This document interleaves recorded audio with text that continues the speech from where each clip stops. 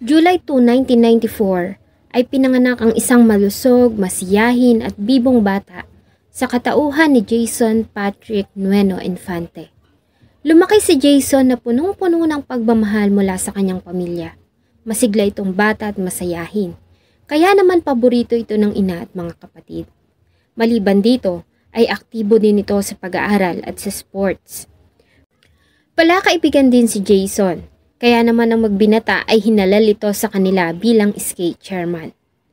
Bagamat busy sa pag-aaral sa Trinity College sa Quezon City, ay nagagawa pa rin ito ang kanyang responsibilidad sa mga kapwa niya kabataan. At sinisiguro nito na nagagampanan niya ang mga trabaho bilang skate chairman ng kanilang barangay. Subalit sino ba namang mag-aakala na ang pagiging responsable nito ang magdadala sa kanya sa kapahamakan. August 11, 2012, araw ng Sabado, gaya ng nakagawian ni Jason, suot ang jersey na damit ay umalis ito sa kanilang bahay ng pasado alas 6 ng hapon para magtungo sa barangay. Ayon sa kanyang ina ay nakasalubong pa nito ang anak bago ito umalis. Lingid sa kanyang kaalaman na ito na ang huling pagkakataon na makikita niyang buhay si Jason. August 12, 2012, ay natanggap na lamang nila ang masakit na balita na nasa Makati Medical Hospital ito at wala ng buhay. Ano ang nangyari kay Jason Infante at sino ang mga walang puso na pumutol sa mga pangarap ng binata? Bago ko po ipagpatuloy ang ating kwento, sa mga bago po sa channel ko at nais sa mga ganitong klase ng kwento ng krimen na nangyayari sa loob at labas ng ating bansa ay maaari pong pakipindot ang ating subscribe button at notification bell para ma-notify kayo pag may mga bago tayong upload na videos. Sa pinagsamang salaysay ng mga kaibigan, SK Kagawad at volunteers ng City Rescue members ay nagawa nilang malaman ang nangyari noong August 12, 2012. Ayon sa kanila, ang grupo ay nag-aayos ng mga relief goods na ibabahagi para sa mga binahan nilang kabarangay at ginabi na sila ng matapos. Dahil sa pagod, ay napagkasunduan ng grupo na magmerienda muna sa malapit na tindahan bago sila umuwi. Past midnight na habang nagmemeryenda sa harapan ng isang tindahan sa barangay Valenzuela, Makati City nang dumating ang magnobyo na sila Eduardo Suravilla at Catherina Escobar. Sa hindi nila alam na kadahilanan ay tinitigan sila nito ng masakit at nanlilisik ang mga mata. Dahil nga sa wala namang ginagawang masama at hindi nila alam ang dahilan, ay itinanong ito ng isa sa kanila kung ano ba ang problema at bakit masakit ito makatingin. Dito na nagsimula ang tila namumuong tensyon sa pagitan ng lalaki at ng isa sa mga kasama nila. Nang lapitan sila ng galit na suspect ayon kay Michael Mate, ay sinubukan nila itong kausapin. Subalit ang galit na lalaki ay bigla na lamang pumasok sa loob ng bahay at nang lumabas ay may dala na itong kutsilyo. At walang sabi-sabi na inundayan nito ng saksak si Dan Christopher Del Pilar na bumagsak sa semento. Inundayan niya ito ulit ngunit nasangga nito iyon. Dahil dito ay nagkagulo ang grupo. Sa panik ay nagsimula silang tumakbo sa magkakaibang direksyon. Subalit hinabol sila ng suspect. Naabutan nito si Michael Mate dahil sa nadapa ito. Inundayan niya ito ng saksak hanggang sa mawalan ito ng malay. Sumunod ay tinangka nitong habulin si Jesse James Bacud at nang maabutan ay inundayan nito ng saksak. Buti na lamang at nakaiwas ang binata at nagtamo lamang ng maliit na sugat. Dito na lumapit si Jason Infante para awatin ng lalaki. Subalit sa kanyang paglapit ay dito ibinunto ni Eduardo Suravilla ang kanyang galit. Agad niya itong sinaksak ng paulit-ulit sa dibdib. Sa kabila ng mga tamong sugat ay nagawa pang manlaban ni Jason at tumawag ng tanod para humingi ng tulong. Si Jason ay nagawa pang isugod sa Makati Medical Hospital kung saan ay nakaranas pa ito ng 6 na beses na cardiac arrest bago ito tuluyang malagutan ng hininga. Ayon sa medical examination sa katawan ni Jason, ay nagtamo ito ng malalalim na sugat sa kanyang dibdib, na sugatan na malubha ang kanyang mga organs na siyang naging dahilan ng kanyang kamatayan. Samantala, ang isa sa mga biktima na si Michael Mate ay malubha ang mga tama at tumagal ito sa ospital ng halos 1 buwan. Nang makalabas ay sumailalim pa ito sa mga gamutan at therapy. Sa pinagsamang salaysay ng mga saksi at biktima ay nagawang maaresto ng Police Crime Investigation and Detection Group o CIDG Makati ang mga suspect, ang 21 years old na si Eduardo Boal Soravilla alias John Paul Buwan na residente ng Cogeo, Antipolo City at girlfriend nito na si Catherine Escobar, 24 years old na residente naman ng Paco, Manila at nagtatrabaho sa Resort World. Ayon sa investigasyon, ang magkasintahan ay nasa Makati para lamang umattend ng isang birthday party. Ang kutsilyo na ginamit na murder weapon ay napasa kamay din ng mga investigador. Nang maaresto ay itinanggi pa nito ang ginawang pagpatay, subalit kalaunan ay umamin na din ito sa ginawa.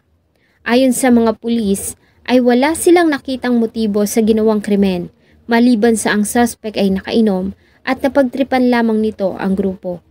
Maliban dito, napag-alaman din nila na ito ay may mga pending na kaso ng pagpatay sa Manila at miyembro din ito ng Sige-Sige Sputnik Gang.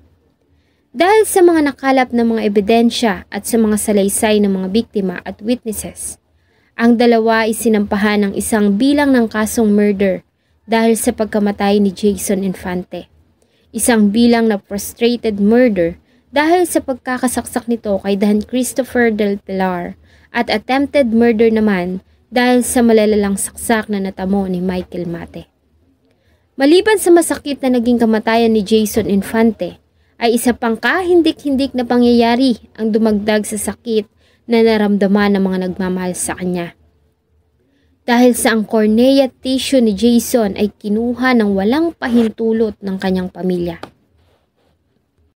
Ayon sa nakakatandang kapatid ni Jason noong August 12, 2012, ng bandang alas 11:30 ng gabi, ay personal niyang dinala ang katawan ng kapatid sa Loyola, Guadalupe.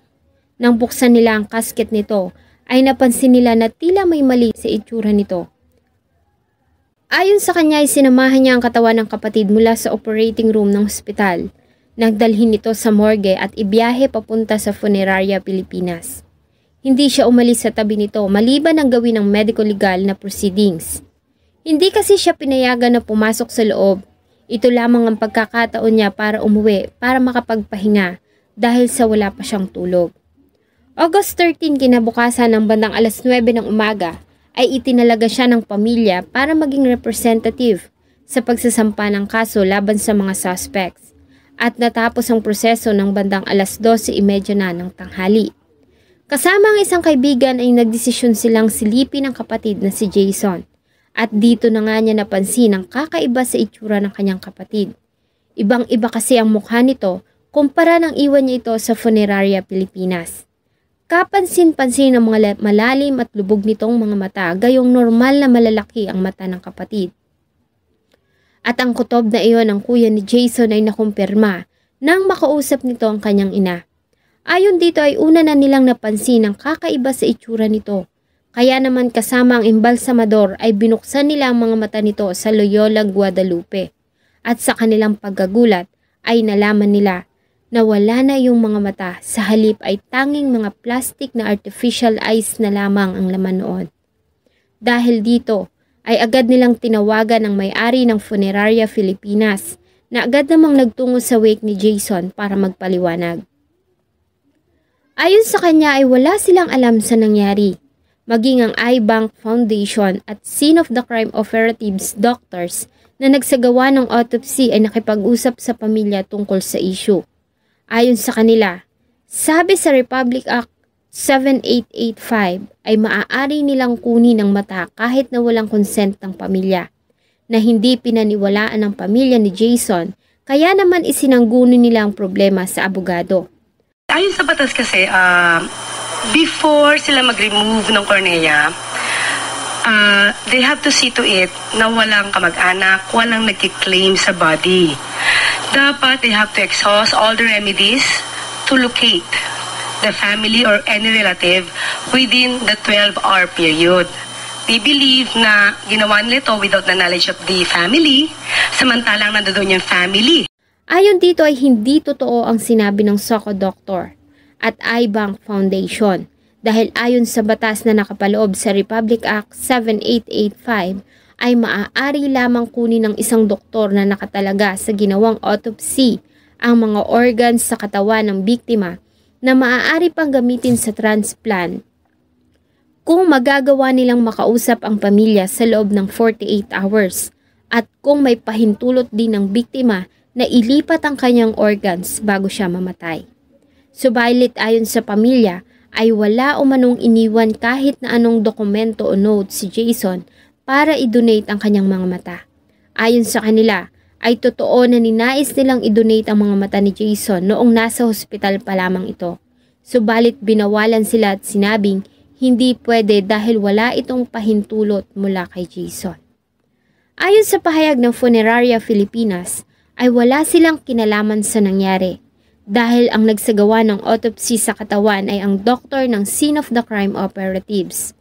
At SOP nila na hindi sila pwedeng makialam habang isinasagawa ang autopsy. Doon sa morgue, umalis yung technician, so naiwan lang yung lalaki doon sa loob. Nilagyan niya daw ng, parang tawag niya, para daw yung pang-dentist, katawag niya parang dental beam. Yung mata na merong 2 butas. Then, meron daw na inalis, meron nilabas na parang maliit na forceps and lifted something from the eye. Nakita niya daw parang manipis lang daw yung tinanggal. Then, nilagay sa 2 tube makabila. Tapos, nilagay sa isang box na parang may yellow. Tapos, tinanong nung embalmer natin, sabi niya, ano yan, idodonate nyo. Sabi naman daw ng lalaki, oo, pang-donate. Nang mapansin na tinanggal ang cornea tissue ng biktima, ay sinabi sa kanila ng representative ng iBank Foundation na may memorandum of agreement umano sila sa pagitan ng SOCO. At dahil nga sa matagal na rin naman nilang nakakatrabaho ang SOCO, ay hindi na sila nakialam. Humingi naman ng tawad ang president at chairwoman ng iBank Foundation na si Dr. Dominga Padilla sa pamilya ni Jason at inamin nito na kinuha nga nila ang mga mata ng binata. Subalit pinangako nito na i-retrieve ang mga iyon at ibabalik sa pamilya. Pangarap ni Jason ang maglingkod sa bayan. Siguro kung hindi nito sinapit ang masakit na katapusan, ay isa na itong magaling at responsableng leader ng kanilang lugar.